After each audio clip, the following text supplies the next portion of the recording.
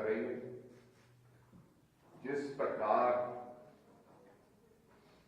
जो घटनाक्रम राहुल जी को लैके उन्होंने सदस्यता को लैके होया, किस प्रकार उन्होंने केस के राही 2 साल की सजा की और नाल ही नाल उन्होंने डिस्क्वालीफिकेशन हुई। उहदे साडे नाल साडे सीनियर लीडर भी है, सुप्रिया जी तुहानूं विस्तारपूर्वक दसणगे कि किवें ये घटना को अंजाम देना है। बेनती करूंगा कि सुप्रिया जी तुहानूं संबोधित करें। Thank you. Thank you very much. आप सबको मेरा सत श्री अकाल। सम्मानित मंच और यहाँ पर आए हुए मेरे मीडिया के साथियों, मैं आपको पहले एक कहानी सुनाना चाहती हूँ और उस कहानी से आप निष्कर्ष निकालिए कि क्या अन्याय हुआ है, क्या मिस्टीरियस सर्कमस्टेंसेस थे या नहीं थे। एक प्रोसेस होता है रिवर्स इंजीनियरिंग। आपको पता है रिजल्ट मुझे ये चाहिए तो मैं पीछे के कदम बनाना शुरू करता हूं। रिवर्स इंजीनियरिंग के इस प्रोसेस पे मोदी सरकार ने मन बना लिया था कि राहुल गांधी जी की सदस्यता को रद्द करना है, सदस्यता को खत्म करना है। और वो मन तब बना जब 7 फरवरी 2023 को राहुल गांधी जी ने 50 मिनट के अपने संबोधन में नरेंद्र मोदी और गौतम अडानी की कलई खोलकर रख दी, उनका बेनकाब कर दिया, उस सच्चाई का पर्दाफाश कर दिया जो आज सारा देश पूछ रहा है। ये रिश्ता क्या है अडानी और मोदी का, और अडानी पर इतने मेहरबान क्यों है मोदी और जांच क्यों नहीं कराते हैं।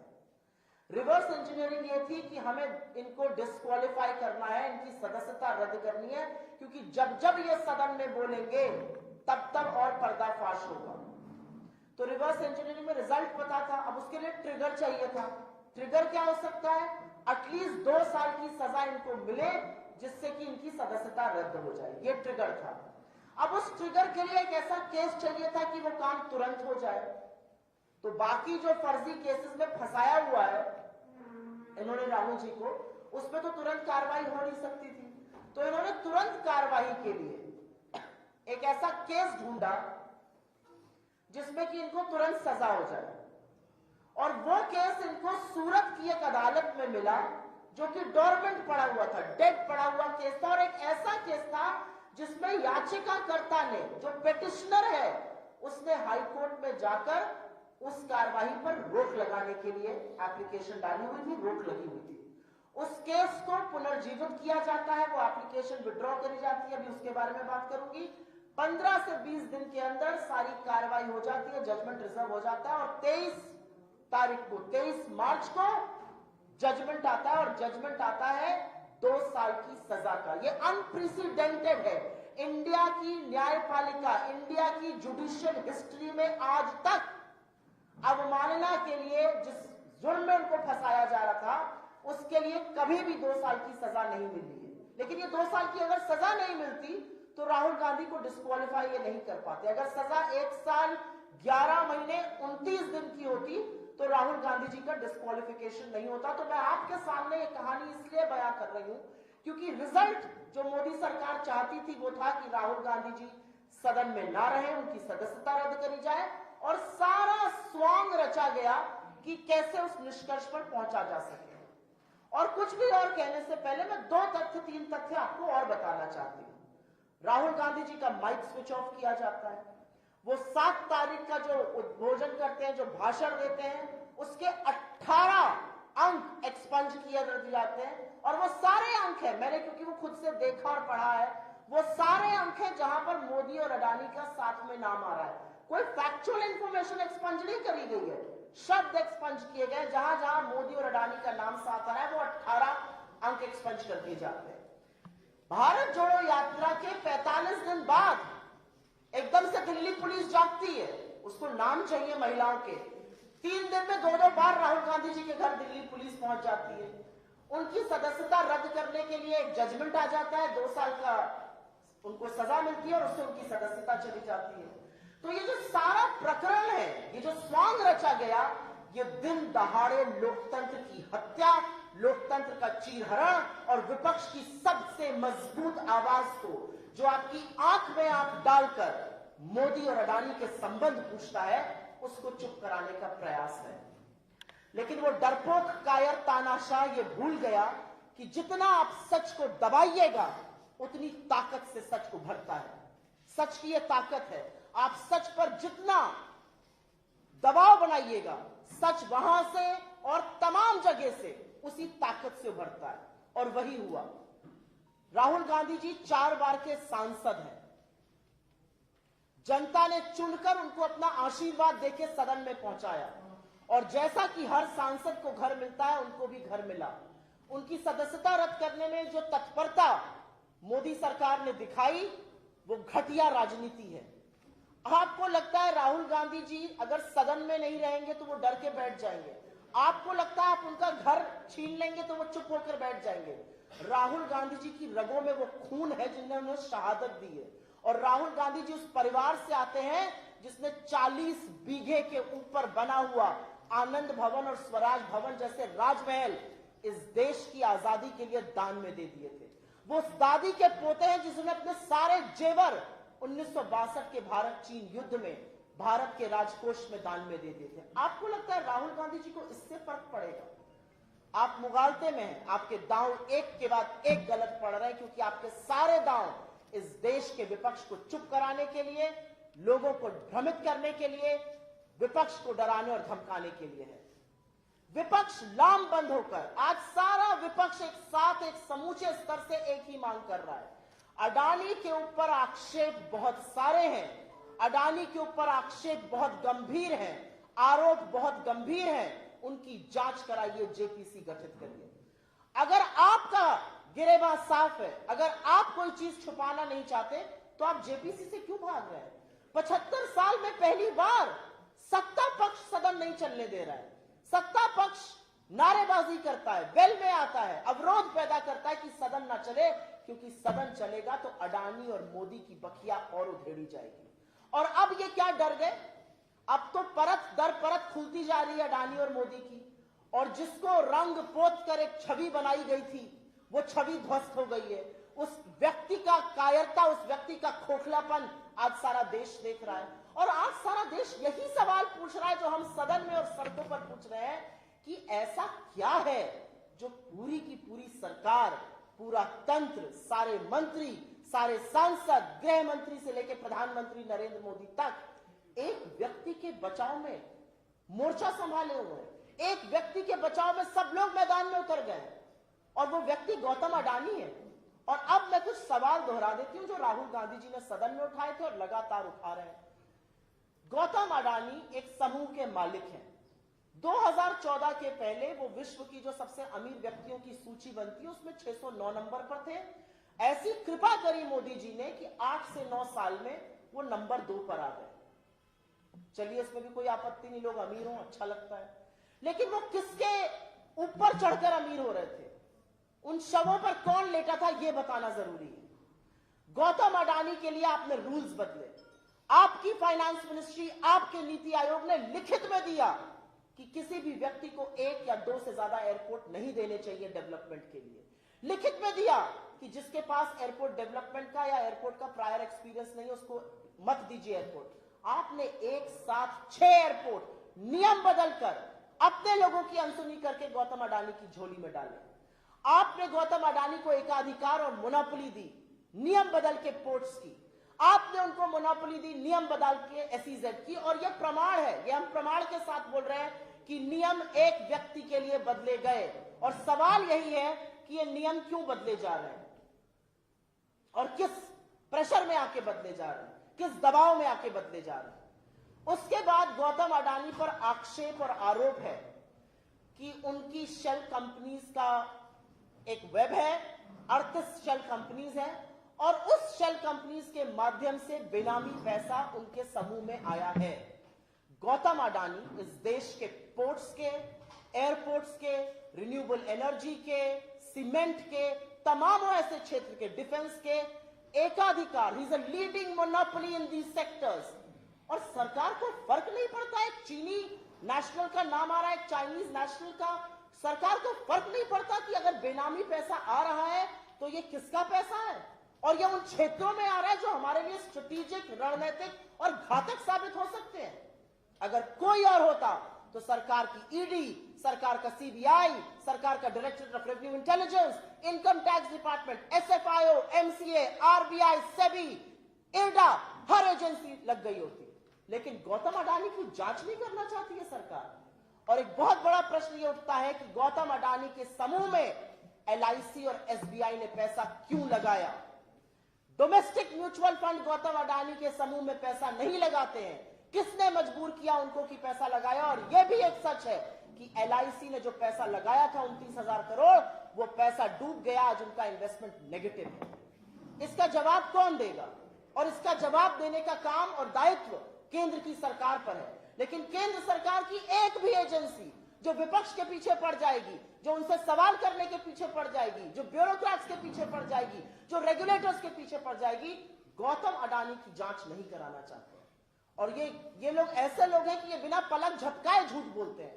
ये क्या छिप रहे हैं। Supreme court committee, supreme court की जो कमेटी है वो गौतम अडानी की जांच करने के लिए नहीं बनी है। सुप्रीम कोर्ट की कमेटी का टर्म्स ऑफ रेफरेंस बिल्कुल क्लियरली इंडिकेटेड है, रिव्यू ऑफ रेगुलेटरी फ्रेमवर्क। वो नहीं पूछ रहे कि 82 गुना कैसे उनके स्टॉक्स बढ़ गए। वो नहीं पूछ रहे कि ये जो 20,000 करोड़ है ये किसके लगे हैं अडानी समूह में। वो नहीं पूछ रहे कि शेल कंपनीज किसकी है। वो नहीं पूछ रहे कि ये जो चीनी नेशनल है ये कौन है। ये काम सरकार का है और सरकार ये काम करना नहीं चाहती है। और हमारे लिए यह मुद्दा इसलिए जरूरी है क्योंकि जब गौतम अडानी 1600 करोड़ रुपए प्रति मिनट कमा रहे थे तो इस देश के लाखों लघु मध्यम उद्योग, लाखों एमएसएमईज लगातार बंद हो रहे थे। जब गौतम अडानी 609 नंबर से 2 नंबर की कुलाचे मार रहे थे तो 83% इस देश की आबादी की आय घट रही थी। और उसके बारे में इन्होंने कुछ नहीं किया। उसके बाद आप इनसे महंगाई की बात करिए तो ये कहते हैं हम लहसुन प्याज नहीं खाते। आप इनसे रोजगार की बात करिए, कहते हैं पकौड़े तल लो। आप इनसे चाइना की बात करिए, ये कहते हैं कोई घुसा हुआ नहीं है। आप इनसे अडानी की बात कर लीजिए तो 2 घंटा 40 मिनट नरेंद्र मोदी 2 सदनों में बोलते हैं, कांपते हाथों से पानी पीते हैं क्योंकि डर के मारे गला सूखता है। जो सवाल राहुल गांधी ने उठा दिए, लेकिन उसके बाद भी ये कहते और करते कुछ नहीं है अडानी पर। तो सवाल बनेगा कि सारी सरकार, सारा तंत्र, सारी एजेंसीज क्यों इस्तेमाल करी जा रही है गौतम अडानी को बचाने के लिए। और मैं राहुल गांधी की बात कर लेती हूं। जो व्यक्ति 4000 किलोमीटर की पदयात्रा तय करता है कन्याकुमारी से कश्मीर, और इस आशय से करता है कि जो सपने और जो हौसले बिखर गए इस देश के उसको जोड़ना है मुझे, जो इस आशय से करता है कि हर धर्म, हर जात, हर समुदाय, स्त्री या पुरुष, हम सब एक बराबर हैं और हम सब का हक है हिंदुस्तान में, आपको लगता है कि वो किसी का अपमान कर सकता है? क्या वाहियात बातें करती है भारतीय जनता पार्टी। आज पूरी की पूरी भारतीय जनता पार्टी बेनकाब हो चुकी है। आज भारतीय जनता पार्टी बचाव कर रही है, डिफेंस कर रही है, डिफेंड कर रही है उन भगोड़ों को जो हिंदुस्तान के लाखों करोड़ रुपए की चपत लगाकर चोरी कर इस देश से भाग गए और 9 साल से प्रधानमंत्री और पूरी उनकी सरकार झुंझुना बजाती रही, आपकी आंखों में धूल झोंकती रही, लेकिन एक भी व्यक्ति को ला नहीं पाए। कहां है नीरव मोदी, कहां है ललित मोदी, कहां है मेहुल भाई? क्यों नहीं ये लोग वापस देश लाए जा पा रहे हैं? क्योंकि कहीं ना कहीं सबकी साठ गांठ है, कहीं ना कहीं जिसको इस देश की हिफाजत करनी थी, जिसको इस देश के लिए खड़ा रहना था, वो इन चोरों की हिफाजत कर रहे हैं। मुझे समझ में नहीं आता क्योंकि राजनीति और सार्वजनिक जीवन में नैतिकता से बड़ा कुछ नहीं होता है। क्या सरकार की नैतिकता है कि आप भगोड़ों को आज बचाव कर रहे हैं, आप चोरों का बचाव कर रहे हैं, आप गौतम अडानी के उन आक्षेपों का बचाव कर रहे हैं जिसमें कहा जा रहा है कि वो बेनामी पैसा इस देश में ला रहे हैं, उसमें चीनी लोग इन्वॉल्व है। क्या हो गया है सरकार को? लेकिन ये देश देख रहा है और ये देश देख रहा है कि आपके जुल्म की जो ताकत है और पूरी ताकत से आप जुल्म कर रहे हैं। आप राहुल गांधी के ऊपर अपनी पूरी ट्रोल आर्मी छोड़ते हैं, वो कहते हैं मुझे फर्क नहीं पड़ता, मैं आपसे सीखता हूं। आप राहुल गांधी के ऊपर अपने सारे के सारे सांसद और मंत्री छोड़ देते हैं, वो अनर्गल झूठ बोलते हैं। यूके में उन्होंने ये कहा, यूके में उन्होंने वो कहा, उनको सदन में आकर बात करनी चाहिए। लिखित in writing he has asked for permission from the speaker, in writing twice, मुझे सदन में बोलने का मौका दिया जाए। मिलकर बोला स्पीकर से मुझे सदन में बोलने का मौका दीजिए, और स्पीकर उनसे हंस के कहते हैं वो मैं कर नहीं सकता हूं, मेरे साथ एक कप चाय पी लीजिए। क्यों नहीं कर सकते स्पीकर? क्योंकि सबको पता था कि अगला भाषण फिर अडानी पर होगा और फिर बखिया उधेड़ी जाएगी नरेंद्र मोदी और गौतम अडानी की। तो सबसे अच्छा है संसद ही मत चलने दो, सदस्यता रद्द कर दो। और इस तरह के जुल्म राहुल गांधी के लिए नए नहीं है। आपके ट्रोल, आपके मंत्री, आपका तंत्र, आपकी एजेंसी क्या उन्हें भयभीत कर सकते हैं? जब एक व्यक्ति खड़ा होकर यह कह देता है कि मैं हर कीमत चुकाने के लिए तैयार हूं, जिस व्यक्ति ने लोगों के घर में तो छोड़िए लोगों के दिल में घर कर लिया है, उस व्यक्ति के लिए आज पूरा देश अपने घरों के दरवाजे खोल के खड़ा हो गया। आप देख रहे हैं ना सोशल मीडिया पे क्या ट्रेंड्स चल रहा है, मेरा घर आपका घर। हर व्यक्ति यह कह रहा है कि ऐसे व्यक्ति जो हमारे हक के लिए लड़ रहा है उसके लिए हमारे घर के दरवाजे खुले हैं। और मैं अंत में सिर्फ एक बात कहूंगी और यह बात कहनी जरूरी है। नरेंद्र मोदी और उनकी सरकार को लगता है कि बिना सत्ता के या बिना सदस्यता के राहुल गांधी चुप हो जाएंगे। सत्ता की जरूरत नरेंद्र मोदी को है और इसलिए प्रधानमंत्री मोदी को सत्ता की जरूरत है, क्योंकि अगर उनके पास सत्ता नहीं रहेगी तो वो विपक्ष को प्रताड़ित कैसे करेंगे, लोगों के यहां ईडी कैसे भेजेंगे, लोगों के यहां सीबीआई कैसे भेजेंगे। नरेंद्र मोदी जी को सत्ता की जरूरत इसलिए है क्योंकि अगर सत्ता नहीं होगी तो भारत के सदन की कार्यवाही को लोकसभा टीवी 16-16, 17-17 मिनट के लिए म्यूट कैसे करेगा।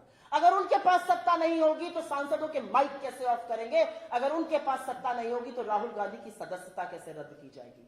लेकिन राहुल गांधी को सत्ता की इसलिए जरूरत नहीं है क्योंकि वो सच के साथ खड़े हैं और सच का साथ देना सबसे बड़ा पराक्रम है। जिसके दिल में सच और साहस है वो गांधी की राह पर है और महात्मा गांधी हमारी प्रेरणा है। यह अलग बात है कि प्रधानमंत्री मोदी को भी वैधता तो गांधी के नीचे ही सर झुकाकर मिलती है। मेरा अपना मानना है ये लंबी लड़ाई है।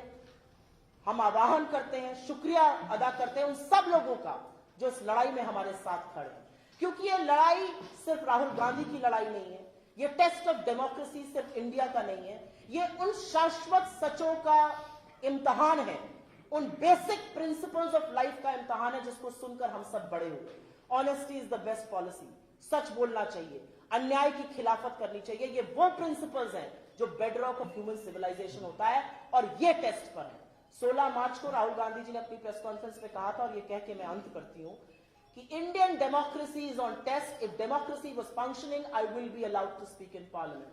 8 दिन बाद राहुल गांधी जी को अवसर देना तो दूर की बात है, उनकी सदस्यता रद्द कर दी जाती है। लेकिन राहुल गांधी ने जैसे कहा है, ना वो डरेंगे, ना वो झुकेंगे, ना वो माफी मांगेंगे। वो डट कर लड़ेंगे और आपको मजबूर करेंगे कि आपको अडानी पर चर्चा करनी पड़ेगी, जवाब देना पड़ेगा और जो संरक्षण है वो हटाना पड़ेगा। मेरा अपना मानना है कि ये देश देख रहा है और ये देश बहुत कुछ बर्दाश्त करता है, लेकिन ये देश का लोकतंत्र इस तरह से चीरहरण किया जाएगा, बर्दाश्त कतई नहीं करेगा। धन्यवाद। आपके सवाल का स्वागत है। मोहम्मद फैजल की सदस्यता बहाल कर दी गई है। मैं एक चीज और बोलना चाह रही हूं और ये आपकी रिपोर्टिंग के लिए इंपॉर्टेंट होगा। हमारा न्यायपालिका में पूरा विश्वास है, हमारा अटूट विश्वास है न्यायपालिका में, लेकिन कुछ तथ्य आपके सामने रख देती हूं, आप अपना कंक्लूजन ड्रॉ करिएगा। 2019 अप्रैल में कोलार कर्नाटक में राहुल गांधी जी ने एक भाषण दिया। उसका केस पूर्णेश भूतवाला, उसका नाम भूतवाला था, उसने बाद में अपना नाम बदल के पूर्णेश मोदी कर दिया, जो याचिका करता है, वो केस दायर करते हैं सूरत की गुजरात के एक कोर्ट में। वो केस दायर होता है 2021 में। राहुल जी वहां जाते हैं इन पर्सन, अपना वक्तव्य, अपना जो भी डिफेंस था वो रिकॉर्ड कराते हैं। मजिस्ट्रेट दवे उस टाइम पर उसको इसको देख रहे थे। फाइनल आर्ग्यूमेंट्स का टाइम आता है, एकदम से पूर्णेश भूतवाला अर्थात पूर्णेश मोदी अहमदाबाद के कोर्ट पहुंच जाते हैं और अहमदाबाद के कोर्ट में वो जाकर कहते हैं कि मेरी जो अदालत में कार्रवाई चल रही है उस पर स्टे लगा दीजिए। यह याचिकाकर्ता ने किया, यह हमने नहीं किया है। स्टे मिल जाता है, कार्रवाई जो है स्थगित हो जाती है सूरत की अदालत में, यह केस डॉर्मेंट हो जाता है। 7 फरवरी को राहुल गांधी जी भाषण देते हैं सदन में। अब 2023 में आ चुके हैं हम लोग। 7 फरवरी को राहुल गांधी जी भाषण देते हैं सदन में और नरेंद्र मोदी जी और गौतम अडानी जी की बखिया उधेड़ कर रख देते हैं और सारे देश के सामने सच सामने आ गया कि कहां किसके तार जुड़े हुए हैं। 7 फरवरी के 9 दिन बाद 16 फरवरी को पूर्णेश भूतवाला अर्थात पूर्णेश मोदी वापस अहमदाबाद हाईकोर्ट जाते हैं और कहते हैं कि जो मैंने स्टे की एप्लीकेशन दी थी, जिसके बदौलत स्टे लगा हुआ था, वो एप्लीकेशन में विथड्रॉ कर रहा हूं। 9 दिन बाद उस स्पीच के वो एप्लीकेशन विथड्रॉ होती है। नए मजिस्ट्रेट वर्मा, जिनका अभी अभी प्रमोशन हुआ है, उसके बाद जब उन्होंने वो जाते हैं, ये पूरा मामला दोबारा से शुरू होता है।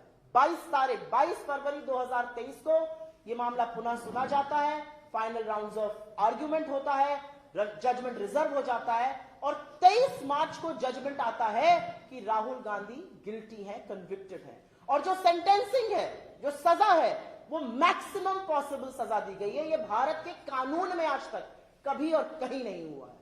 तो ये कुछ तथ्य और तारीखें हैं जो आपको मैंने रख दी है।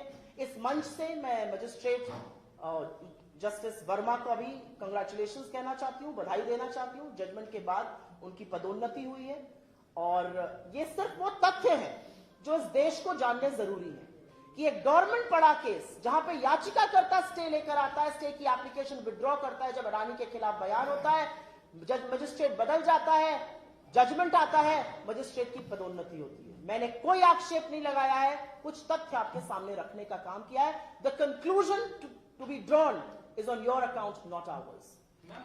I'll go one by one. Please wait. मैं एक सवाल पूछना चाहता हूँ और मैं पंजाब केसरी से हूँ, यहाँ अश्विनी मेरा नाम है। लगातार आप लोग अडानी वाले मामले को लेके कांग्रेस अग्रेसिव है और वो कह रही है कि राहुल गांधी ने जो अडानी के संसद में उठाया उसके बाद ये सब कुछ हुआ। इसके साथ ही विपक्ष भी, मतलब जो सत्ता पक्ष है वो भी एक कांग्रेस लेके आया है। कांग्रेस पार्टी का भी तो था अडानी के साथ इस चीज को, जबकि ऑलरेडी पैरेलल अडानी के साथ इनके भी संबंध है, आपके भी संबंध है, इस पे आप क्या कहेंगे? ये सारी बातें ध्यान भटकाने के लिए हैं। बिल्कुल होगा, उनकी कोई तस्वीर भी होगी उनके साथ। रॉबर्ट वाड्रा इस देश के प्रधानमंत्री हैं, 9 साल से इस देश का प्रधानमंत्री नरेंद्र मोदी जी हैं और सवाल सत्ता से, संसाधन से, संस्थाओं से उनसे पूछे जाएंगे। रॉबर्ट वाड्रा ने तो 609 नंबर से 2 नंबर पर नहीं ले आए गौतम अडानी जी को। रॉबर्ट वाड्रा जी ने तो मुझे नहीं लगता कि उड्डयन मंत्रालय के रूल्स बदलकर उनको 6 एयरपोर्ट दे दिए, जबकि फाइनेंस मिनिस्ट्री और नीति आयोग ने आपत्ति जताई थी। मुझे नहीं लगता श्री वाड्रा ने उनके लिए एसईजेड और पोर्ट्स के रूल बदले। मुझे नहीं लगता कि उन सब लोगों के खिलाफ ईडी और इनकम टैक्स और सीबीआई के केसेस कर दिए गए, फिर वो केसेस एनसीएलटी में चले जाते हैं, एनसीएलटी से वो एसेट बिकते हैं और वो सब गौतम अडानी की गोदी में आ जाते हैं। मुझे तो नहीं लगता कि उनका ये पावर भी है और वो सत्ता में भी है कि ये सब कर सकते हैं। तो जिसने ये किया, सवाल तो उसी से पूछा जाएगा ना। आप तमाम तस्वीरें दिखाते रहिए, क्या तस्वीरें लोगों को चुप करा देंगी? और मुझे ऐसा लगता है कि ये कहीं पर भाजपा का नैतिक दिवालियापन तो दिखाता है, ये मानसिक दिवालियापन भी दिखाता है कि आपकी तस्वीर है, हाँ है तस्वीर, लेकिन 9 साल से सत्ता में आप हैं। आपके रहमो करम के चलते जो हुआ है गौतम अडानी के साथ वो हुआ है। आपके रहमो करम के चलते आज सवाल पूछा जा रहा है कि 20,000 करोड़ किसके हैं, कहां से आए अडानी की कंपनी में। ये तो श्री वाड्रा नहीं ला सकते। तो मुझे लगता है कि ये बेमानी बात है और ये सिर्फ मुद्दे से भटकाने की बात है।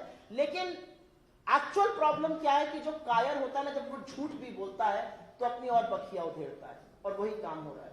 मैडम, सांसद मोहम्मद फैजल की जो सदस्यता रद्द की गई थी उसको बहाल कर दिया गया। वो पहले हाईकोर्ट में, उसके बाद सुप्रीम कोर्ट में उनकी सदस्यता बहाल कर दिया। तो राहुल गांधी भी इस तरह का कोई स्टेप लेने वाले हैं कि निचली अदालत ने जो फैसला लिया उसके खिलाफ? राहुल गांधी जी की लीगल स्ट्रैटेजी क्या होगी, वो क्या करेंगे, उनका अगला कदम क्या होगा, वो कौन से कोर्ट जाएंगे, पिछले 96 घंटे से मैं ये बड़ी सारी नसीहत भाजपा वालों के मुंह से सुन रही हूँ। प्रेस कॉन्फ्रेंस कर करके बोल रहे हैं वो फलाने कोर्ट क्यों नहीं जा रहे हैं, उनकी लीगल टीम काम नहीं कर रही है। प्रभु, अपनी मुफ्त की लीगल सलाह अपने पास रखिए, अपना टाइम अडानी की जांच कराने में बिताइए, अपना टाइम महंगाई को कम करने में बिताइए, अपना टाइम रोजगार दिलाने में बिताइए। हमारे पास लॉयर्स हैं और ये हमारा अधिकार क्षेत्र है, हम क्या करेंगे। और मुझे नहीं लगता कि एक प्रेस कॉन्फ्रेंस में या एक टीवी डिबेट में बैठकर हम अपने रणनीतिक फैसले लेंगे। ये राहुल गांधी जी का प्रेरोगेटिव है, उनकी बहुत अच्छी लीगल टीम है, ये डिसाइड करेगी and he will come back to the conclusion. कल केजरीवाल ने अपने हाउस में कहा कि पैसा अडानी का लगा, अडानी को लगा है, ये सारा का सारा पैसा मोदी का पैसा लगा हुआ है। तो कांग्रेस क्यों नहीं सीधे सीधे कहती, इससे क्यों बच रही? कांग्रेस ने पहला सवाल उठाया इस पे, राहुल गांधी जी की सदस्यता गई है क्योंकि हमने अडानी की बकिया उधेड़ी है। असलियत यह है कि कांग्रेस अगर ना इसके फोरफ्रंट पे रहती तो अडानी का नाम कब का लुप्त हो चुका होता।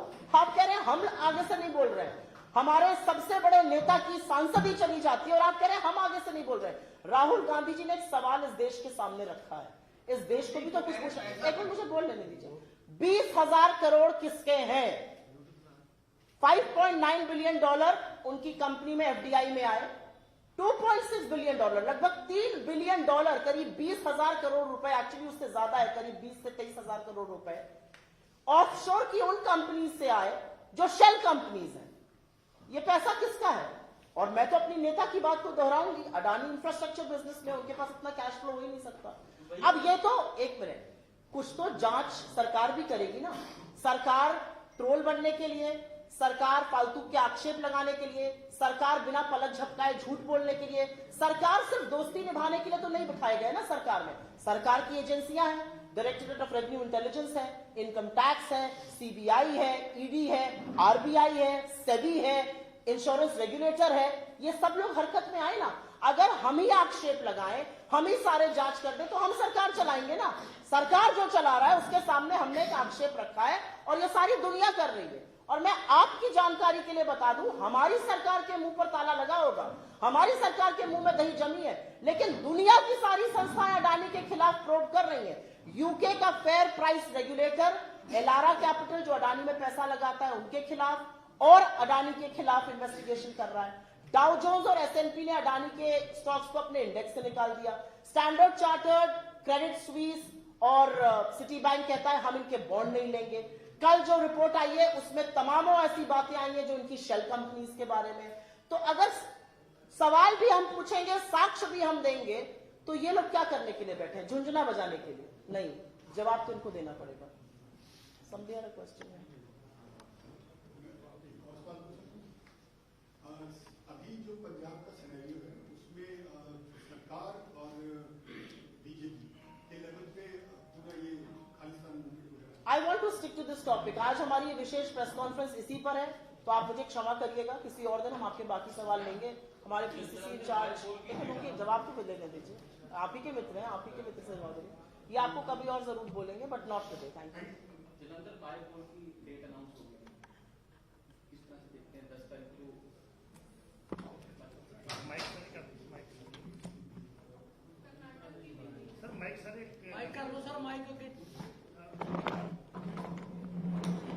आ जाएंगे क्या? चंगी गल है कि जलंधर बायपोल की जगह डेट है अनाउंस हुई है, मेरे ख्याल 10 में डेट अनाउंस हुई है और सानू पूरी उम्मीद है कि इस बारी जरा मैंडेट है वो कांग्रेस पार्टी को, क्योंकि सारे बहुत ही सत्कारयोग लीडर चौधरी संतोख सिंह जी उतो मैंबर ऑफ पार्लियामेंट से 2 बारी, और पूरी उम्मीद है कि हुण जी टिकट है कांग्रेस पार्टी ने धर्मपत्नी उन्होंने धर्मपत्नी को दी है और कांग्रेस पार्टी की पूरी तैयारी है और मैनू पूरी उम्मीद है कि असी जिहड़ा एक बाय इलेक्शन है बड़े मार्जिन के नाल कांग्रेस पार्टी जिते। मैं आपने क्योंकि कर्नाटक पर पूछा तो कर्नाटक पर बोलना जरूरी है, क्योंकि कर्नाटक की जो सरकार है वो इस देश की सबसे भ्रष्ट सरकार है, 40% कमीशन खोरी की सरकार है। उनके सीएम को पे सीएम कह दिया जाता है। उनके कार्यकर्ता ये कहकर खुदकुशी करते हैं कि मुझसे भी 40% वसूली हो रही है। कॉन्ट्रैक्टर एसोसिएशन मोदी जी को बार बार चिट्ठी लिखती है। कर्नाटक जो सबक सिखाएगा वो लोकतंत्र का परचम लहराएगा। और मैं आपको एक बात और बता दूं, आपने अडानी पर एक सवाल पूछा था। आपका और मेरा पैसा भी जो ईपीएफ में लगा है वो अडानी के स्टॉक में लगा है। चिंता आपको भी करनी चाहिए मेरे भाई, बड़ी गहन चिंता की बात है। ईपीएफ में लगा जो पैसा होता है वो हर व्यक्ति या तो घर खरीदने के लिए, रिटायरमेंट के लिए, लड़के की पढ़ाई के लिए, बच्चों की शादी के लिए, ऐसी चीजों के लिए लगता है। लेकिन अब पता चल रहा है कि भैया वो पैसा भी अडानी के स्टॉक में लग गया। वो कितना डूबा है, क्या हुआ, हम नहीं जानते, लेकिन असलियत ये है कि आपका और मेरा पैसा भी दांव पर लगा है। सजग होइए, सोचिए इस बारे में। आपने कर्नाटक की बात करी है तो पंजाब में भी टिप्पणी चाहिए, पंजाब में आए हैं, पंजाब आप ये दे देंगे ना, बिल गिव इट। आपसे चाहिए? नहीं, not from bill give it. I am here to do a special press conference. I hope you will appreciate that. Punjab में मैं लेने के लिए बैठा हूँ। राजनीति आप रोज ही कर रहे हो भी कर रहे हैं जो स्पेशली कर्नाटक की बात करते पंजाब में देखो उन्होंने कर्नाटक की इलेक्शन की Election गल announce की करा। बाय इलेक्शन के बारे में बता what is going to ask for by election He just spoke on बारे by-election. की गल पंजाब बारे की करनी हूं, ਤੁਸੀਂ ਕਰ ਪੰਜਾਬ ਦੇ ਹਾਲਾਤਾਂ ਨਹੀਂ, ਕੋਈ ਸਵਾਲ ਹੈ ਤੁਹਾਡਾ ਤਾਂ? ਹਾਂਜੀ ਸਰ, ਸਰ ਕਿਉਂਕਿ ਮੈਂ ਇਹ ਚਾਹੁੰਦਾ ਸੀਗਾ ਕਿ ਅੱਜ ਦੀ ਜਿਹੜੀ ਸਪੈਸ਼ਲ ਕਾਨਫਰੰਸ ਇਹ ਵੱਖਰੀ ਪੰਜਾਬ ਨੂੰ ਸਰ, ਵੱਖਰੀ ਦੋ ਤਿੰਨ ਮੁੱਦੇ ਹੈਗੇ ਨੇ ਪੰਜਾਬ ਦੇ ਜਥੇਦਾਰ ਜਿਹੜੇ ਨੇ ਸਰ, ਵਾਪਸ ਉਹਨਾਂ ਦਾ ਆਏਂਗੇ ਨਾ। ਟਵਿੱਟਰ ਅਕਾਊਂਟ ਵੀ ਬੈਨ ਕਰ ਦਿੱਤਾ ਆ ਤੇ ਬੱਬੂ ਮਾਨ ਦਾ ਟਵਿੱਟਰ ਅਕਾਊਂਟ ਵੀ ਬੈਨ ਕਰਤਾ। ਲਗਾਤਾਰ ਬਹੁਤ ਸਾਰੇ ਟਵਿੱਟਰ ਅਕਾਊਂਟ ਜਿਹੜੇ ਨੇ ਬੈਨ ਕੀਤੇ ਜਾ ਰਹੇ ਨੇ। ਜਥੇਦਾਰ ਸਾਹਿਬ ਦਾ ਕਰਨਾ ਬੈਨ ਉਹਨੂੰ ਕਿਸ ਤਰੀਕੇ ਨਾਲ ਦੇਖਦੇ ਹੋ ਤੁਸੀਂ? ਦੇਖੋ, ਜਥੇਦਾਰ ਸਾਹਿਬ ਦਾ ਟਵਿੱਟਰ ਅਕਾਊਂਟ ਕਿਉਂ ਬੈਨ ਕੀਤਾ ਹੈ, ਕਿਸ ਕਰਕੇ ਕੀਤਾ ਹੈ, ਇਸ ਬਾਰੇ ਮੇਰੇ ਕੋਲ ਕੋਈ ਮੁਕੰਮਲ ਜਾਣਕਾਰੀ ਨਹੀਂ ਹੈ ਕਿ ਸਰਕਾਰ ਨੇ ਕਿਉਂ ਕੀਤਾ ਹੈ। ਬਟ ਮੈਨੂੰ ਲੱਗਦਾ ਕਿ ਜਿਸ ਪ੍ਰਕਾਰ ਦੇ ਹਾਲਾਤ ਬਣੇ ਹੋਏ ਹੈ, ਇੱਕ ਦੂਸਰੇ ਤੇ ਟਿੱਪਾ ਟਿੱਪਣੀ, ਬਹੁਤ ਸਾਰੀਆਂ ਚੀਜ਼ਾਂ ਹੈਗੀਆਂ ਜਿਹੜੀਆਂ ਕਿ ਮੇਰਾ ਖਿਆਲ ਕਿ ਸਾਨੂੰ ਸਮੇਂ ਸਿਰ ਮੌਕੇ ਸਿਰ ਉਹਨਾਂ ਤੇ ਸਵਾਲ ਚੁੱਕਣੇ ਚਾਹੀਦੇ। ਕਾਫੀ ਦੇਰ ਬਾਅਦ ਕਦੇ ਸਰਕਾਰ ਕੁਝ ਕਹਿੰਦੀ ਹੈ, ਕਦੇ ਜਥੇਦਾਰ ਸਾਹਿਬ ਦਾ ਕੁਝ ਬਿਆਨ ਆਉਂਦਾ, ਔਰ ਮੈਨੂੰ ਲੱਗਦਾ ਕਿ ਅਸੀਂ ਇਹਨਾਂ ਗੱਲਾਂ ਦੇ ਵਿੱਚ ਨਾ ਜਾਂਦੇ ਹੋਏ ਸਾਡਾ ਤਾਂ ਇੱਕ ਹੀ ਸਵਾਲ ਹੈ ਕਿ ਪੰਜਾਬ ਦੇ ਹਾਲਾਤ ਤੇ ਅਮਨ ਔਰ ਕਾਨੂੰਨ ਹੈ ਜਿਹੜਾ ਇਹਦੇ ਵਿੱਚ ਸ਼ਾਂਤੀ ਹੋਣੀ ਚਾਹੀਦੀ ਹੈ। ਪੰਜਾਬ ਦੇ ਲੋਕ ਇਸ ਗੱਲ ਨੂੰ ਸਫਰ ਨਾ ਕਰਨ ਜਿਸ ਪ੍ਰਕਾਰ ਦੀ ਇਹ ਤਾਂ ਪਹਿਲੇ ਦਿਨ ਤੋਂ ਜਥੇਦਾਰ ਸਾਹਿਬ ਦੀ ਔਰ ਸਰਕਾਰ ਦੇ ਵਿੱਚ ਖਿੱਚਾਤਾਨੀ ਚੱਲ ਰਹੀ ਹੈ, ਕਦੇ ਸਿਕਿਉਰਿਟੀ ਨਹੀਂ ਰਹੀ। ਬਟ ਮੇਰੀ ਪੋਜੀਸ਼ਨ ਪੰਜਾਬ ਦੇ ਹੋ ਤੁਸੀਂ ਐ ਬਚ ਕੇ ਨਾ ਨਿਕਲੋ। ਨਾ ਅਸੀਂ ਬਚ ਕੇ ਬਿਲਕੁਲ ਅਸੀਂ ਬਿਲकुल बच के नहीं निकलना चाहते। ट्विटर आज तो ये प्रेस कॉन्फ्रेंस दूसरे मुद्दे पे है ना, इसको क्यों आप अगर सुनिए, ट्विटर अकाउंट किसी व्यक्ति का भी, ना केवल जथेदार जी का, बहुत सारे प्रेस कर्मचारियों के भी ट्विटर अकाउंट बंद किए गए। ਅਸੀਂ ਉਦੋਂ ਉਹਨਾਂ ਦੇ ਖਿਲਾਫ ਹੱਕ ਦੇ ਵਿੱਚ ਲਿਖਿਆ ਕਿਸੇ ਵੀ ਵਿਅਕਤੀ ਦੀ ਨਾ ਕੇਵਲ ਜਥੇਦਾਰ ਜੀ ਦੀ, ਕਿਸੇ ਵੀ ਵਿਅਕਤੀ ਜੀ ਨੂੰ ਦੀ ਆਵਾਜ਼ ਦਬਾਉਣਾ। ਕਾਂਗਰਸ ਪਾਰਟੀ ਤਾਂ ਹਮੇਸ਼ਾ ਲੜਦੀ ਆਈ ਹੈ ਇਸ ਗੱਲ ਦੇ ਖਿਲਾਫ। ਆ ਰਾਹੁਲ ਗਾਂਧੀ ਜੀ ਦੀ ਆਵਾਜ਼ ਦਬਾਈ ਜਾ ਰਹੀ ਹੈ ਨਾ। ਅਸੀਂ ਲੋਕਤੰਤਰ ਤੇ ਵਿਸ਼ਵਾਸ ਰੱਖਦੇ ਹਾਂ। ਅਸੀਂ ਇਹ ਚਾਹੁੰਦੇ ਹਾਂ ਕਿ ਕਿਸੇ ਵਿਅਕਤੀ ਦੇ ਮਨ ਦੇ ਵਿਚਾਰ ਹੈ, ਉਹ ਕੋਈ ਵੀ ਆਪਦੇ ਵਿਚਾਰ ਰੱਖ ਸਕਦਾ, ਲੇਕਿਨ ਉਹਦੀ ਆਵਾਜ਼ ਦਬਾਉਣ ਦਾ ਕਿਸੇ ਸਰਕਾਰ ਨੂੰ ਕੋਈ ਹੱਕ ਨਹੀਂ। ਚਾਹੇ ਉਹ ਕਿਸਾਨਾਂ ਦੇ ਟਵਿੱਟਰ ਅਕਾਊਂਟ ਬੰਦ ਹੋਏ, ਚਾਹੇ ਉਹ ਜਥੇਦਾਰ ਜੀ ਦੇ ਹੋਏ, ਚਾਹੇ ਉਹ ਕਿਸੇ ਹੋਰ ਵਿਅਕਤੀ ਦੇ। ਅਸੀਂ ਇਸ ਗੱਲ ਦੇ ਹੱਕ 'ਚ नहीं ਹਾਂ, ਅਸੀਂ ਇਸ ਗੱਲ ਦੇ हामी नहीं हैं। पर मैं एक बात जरूर कहना चाहती हूँ, अगर आपकी परमिशन हो राजा भाई। अब आपने क्योंकि बात छेड़ ही दी है तो एक बात यहाँ पे कहनी जरूरी है। पंजाब के चुनाव के दौरान एक ही व्यक्ति ने सवाल उठाया था कि बड़ा डेंजरस है यहाँ पर कुछ भी हो जाना। ये बॉर्डर क्षेत्र है, यहाँ पर शांति बहाल होना, सुरक्षा बहाल होना जरूरी है। जिम्मेदार लोगों को बिठाइए। ये आपको याद है किसने कहा था? ये मेरे नेता राहुल गांधी ने कहा था। धन्यवाद।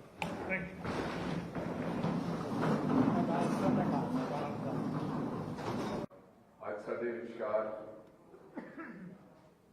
ਪੰਜਾਬ ਕਾਂਗਰਸ ਦੇ ਇੰਚਾਰਜ ਹਰੀਸ਼ ਚੌਧਰੀ ਜੀ और खास करके सुप्रिया श्रीदेव जी जिन्होंने आज ਤੁਹਾਨੂੰ संबोधन करना है। पूरे देश भर ਦੇ ਵਿੱਚ आज कांग्रेस पार्टी प्रेस कॉन्फ्रेंस कर रही है। जिस प्रकार जो घटनाक्रम राहुल जी को लैके उन्होंने दस्तां लैके होया, किस प्रकार उन्होंने